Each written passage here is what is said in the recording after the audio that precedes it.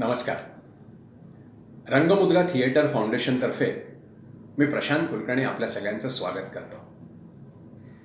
तन्वीर सिद्दीकी यांचा जरा वारा थांबू दे हा लेख माझ्या हाती आलाय. तो मी सादर करण्याचा प्रयत्न करतो. आत्ताच काही महिन्यापूर्वी एका इन्स्पेक्शनसाठी बेंगलोरला गेलो होतो. एअरपोर्टला WTIची गाडी बुक केली आणि तडक रेडिसनला रूमवर पोचलो. दुसऱ्या दिवशी त्याच ड्रायव्हरला गाडी सांगितली.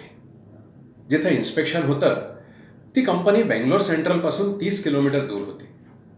त्या पूर्ण इन्स्पेक्शनची प्रेझेंटेशन फाईल तयार करून हेड ऑफिसला पाठवण्याची जबाबदारी माझी होती.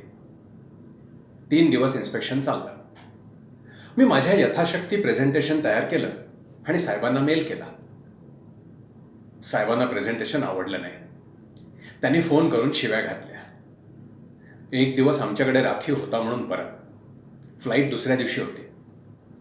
फ्लाईटमध्ये बसण्याआधी सुधारित प्रेझेंटेशन हवंच अशी ऑर्डर आली. नीट काम करूनही ओरडा बसला म्हणून मन खट्टू झालं. आत्मविश्वास ओसरला. इतकी वर्ष काम करून आपल्याला काहीच जमत नाही का असं वाटू लागलं. थोडं मनाला शांत करायला म्हणून बाहेर पडलो. बाजूला मॉलपाशी चालत गेलो. जोराचा वारा सुटला होता. अंगावर धूळ उडत होती म्हणून रस्त्यावर एका पानटपरीच्या आडोशाला थांबलो. माझ्यासारखी बरीच माणसं तिकडे थांबली होती. त्यात एक जोडपंही होतं. त्यांच्यासोबत त्यांचा एक लहान मुलगा होता. त्याचं वय अंदाजे 5-6 वर्षाचं असेल. तो खूप रडत होता. आई बाबा त्याला विनवणी करत होते पण तो काही ऐकत नव्हता. शेवटी त्याचे आई बाबा त्याच्याकडे दुर्लक्ष करत वारा थांबायची वाट पाहत त्यांचा आपसात बोलत उभे राहिले. त्याच वेळेला एक म्हातारा माणूस आला. त्याच्या हातात खूप पुस्तकं होती. बहुतेक तो पुस्तक विक्रेता असावा. आमची गर्दी बघून आमच्या सगळ्यांकडे आला. आल्यावर त्याने आमच्यातल्या कुणाला नजरेनं तर कुणाला तोंडानं पुस्तक हवं का असं विचारलं. अर्थातच सगळेजण आपापल्या कामात होते आणि मुख्य म्हणजे जोराचा वारा सुटला होता म्हणून नाईलाजाने तिकडे थांबले होते. त्याच्यामुळे सगळ्यांनी त्याला नाही असंच सांगितलं. तोही नाराज न होता पुढे जायला निघाला. पण त्यानंतर काय झालं माहिती नाही. त्या लहान रडणाऱ्या मुलाचा आवाज ऐकून तो थांबला. पुन्हा परत आला आणि त्या जोडप्याच्या बाजूला येऊन आमच्या सोबत त्याच टपरीच्या आडोशाला उभा राहिला. इथपर्यंत सगळं ठीक होतं. त्यानंतर विलक्षण असं काहीतरी घडलं. त्या माणसानं शांतपणे आपली पुस्तकं खाली जमिनीवर ठेवली आणि त्या मुलाकडे बघून कुणालाही न जुमानता कुणाला न विचारता जणू काही तो त्याचा मित्रच आहे अशा रीतीने त्याला एक गोष्ट सांगायला सुरुवात केली. ती एक बोधकथा होती. या कथेचा सारांश असा होता की वारा वाहत असला ना की फाटके कागद आणि गरुड पक्षी दोन्ही उडतात. पण त्यामुळे जगाला नक्की कोण खरा आणि श्रेष्ठ आहे याचा भ्रमनिरास होऊ शकतो. आपण वारा थांबायची वाट पाहायला हवी. कारण तेव्हाच कळतं की कोण उडू शकतं ते. छोटीशी कथा होती.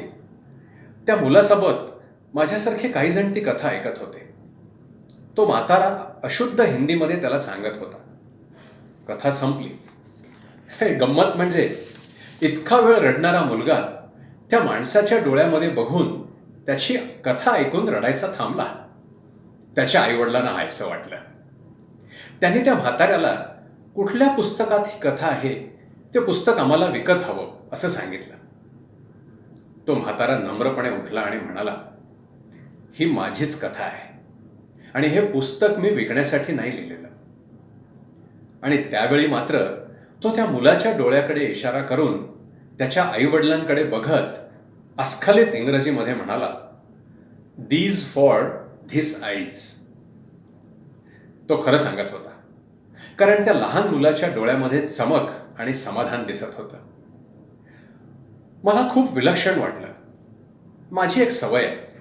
मला जो माणूस आवडतो ना त्याच्याशी मी समोर जाऊन हस्तांदोलन करतो. एका चांगल्या देव माणसाला भेटल्याचं समाधान मिळतं. मी पुढे गेलो. तो म्हातारा जात होता. मी त्यांना हाक मारली. त्यांनी मागं वळून बघितलं. मी काही न बोलता माझा हात पुढे केला. त्या म्हाताऱ्या माणसाच्या डोळ्यात समाधान दिसत होतं.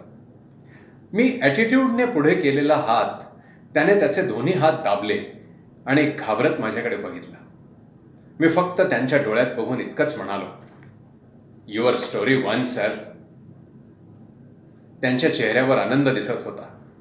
मी त्यांना खिशातून काढून काही पैसे देऊ केले. त्यांनी होकारही दिला नाही आणि नकारही नाही.